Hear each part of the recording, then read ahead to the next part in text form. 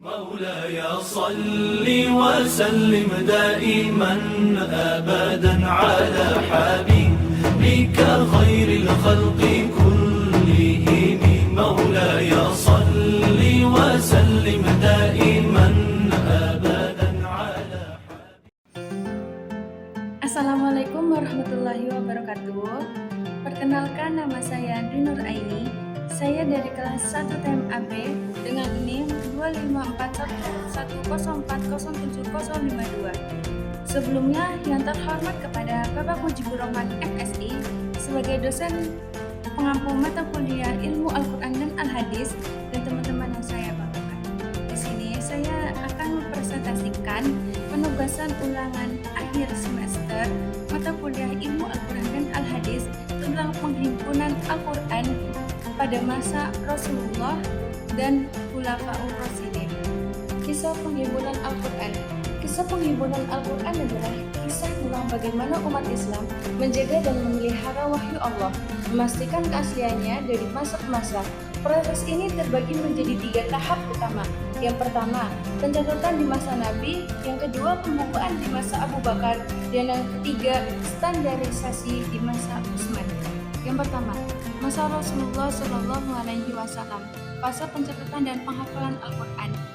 Sejak wahyu pertama diturunkan, metode utama penjagaan Al-Quran adalah melalui hafalan. Rasulullah SAW sendiri adalah penghafal pertama, dan para sahabat berlomba-lomba menghafalkan setiap ayat yang baru-baru. Namun, Rasulullah SAW mengambil langkah perfektif dengan menunjukkan para juru tulis wahyu. Yang paling terkenal diantaranya adalah Zaid bin Sabit dan Ali bin Abi Thalib. Setiap kali Jibril menyampaikan wahyu, Nabi memerintahkan para juru tulis untuk mencatatnya segera, lengkap dengan instruksi penempatan ayat dan surat. Tulisan ini belum berbentuk mushaf yang utuh. Ayat-ayat dicatat di media apa adanya yang tersedia pada saat itu, seperti pelepah kurma, kulit binatang, tulang belikat unta, dan batu tipis. Pada akhir hayat, Rasulullah SAW melakukan penyampaian terakhir kepada malaikat Jibril, yaitu mengulang seluruh Al-Quran 2 kali, memastikan urutan dan bacaan wahyu telah sempurna sebelum Rasulullah SAW wafat. Yang kedua, masa Abu Bakar As-Siddiq, fase pembukuan atau pengumpulan. Setelah Rasulullah SAW wafat, pemimpin umat Islam diambil alih oleh Khalifah Abu Bakar As-Siddiq. Peristiwa besar yang memicu pembukuan Al-Quran adalah Perang Yamamah pada tahun 12 Hijriah melawan Musailamah al-Kadzdzab. Dalam perang ini, banyak para penghafal Al-Quran yang gugur, diperkirakan mencapai 70 orang. Menyaksikan banyaknya penghafal yang meninggal, Umar bin Khattab datang menghadap Khalifah Abu Bakar dan berkata, "Sesungguhnya banyak ahli Al-Quran yang gugur dalam perang Yamamah, dan saya khawatir Al-Quran akan segera hilang. Dengan hilangnya mereka, saya berpendapat agar engkau memerintahkan untuk menghimpunkan Al-Quran." Awalnya, Abu Bakar ragu karena ini adalah hal yang tidak pernah dilakukan Rasulullah SAW. Namun, setelah didesak dan dijelaskan urgensinya, Abu Bakar menerima usulan itu. Beliau kemudian menunjukkan Zaid bin Sabit untuk memimpin tugas mulia ini. Zaid bin Sabit yang merupakan juru tulis wahyu terbaik menerima tugas ini dengan berat hati, namun melaksanakannya dengan teliti. Demi Allah, seandainya mereka menugaskanku untuk memindahkan sebuah gunung, niscaya itu lebih ringan daripada tugas menghimpun Al-Quran.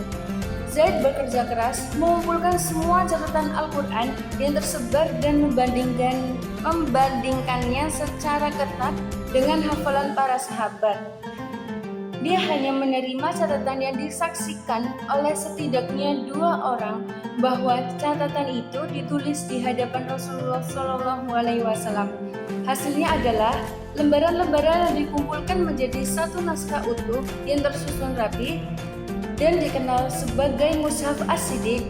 Mushaf ini disimpan di rumah Abu Bakar, kemudian diwariskan kepada Umar, dan setelah Umar wafat disimpan oleh putrinya.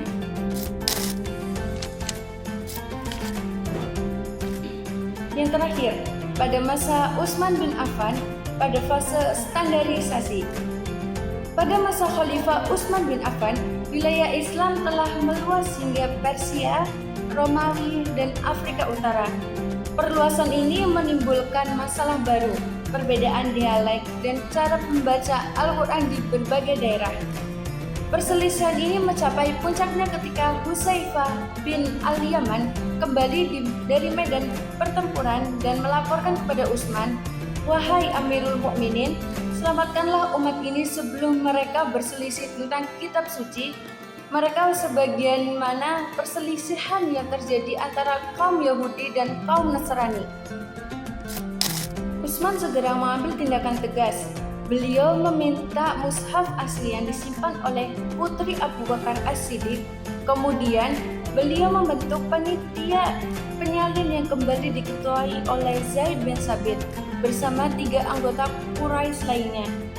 Tujuan standarisasi panitia bertugas menyalin mushaf As-Siddiq ke dalam beberapa salinan dan memastikan penulisan didasarkan pada dialek Quraisy untuk menyatukan umat di atas satu bacaan pokok.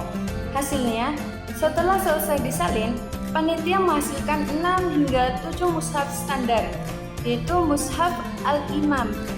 Mushaf ini kemudian dikirim ke pusat-pusat peradaban Islam saat itu, yaitu di Mekah, Kufah, Basrah, Syam, dan lain-lain, untuk dijadikan standar resmi. Sebagai langkah unifikasi, Khalifah Utsman memerintahkan agar semua naskah atau catatan Al-Quran lain yang tidak sesuai dengan mushaf standar ini dibakar atau dimusnahkan. Ini adalah langkah berani yang bertujuan mutlak untuk mencegah perselisihan dan menjaga kemurnian wahyu dari kesalahan penulisan.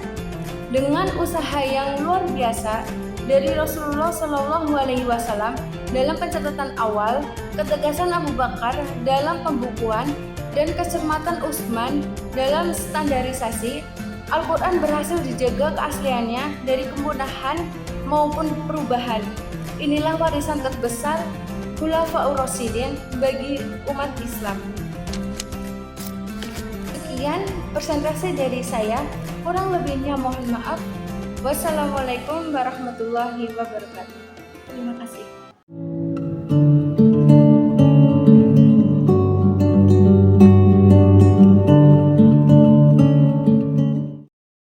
مولاي صل وسلم دائما أبدا على حبيبك خير الخلق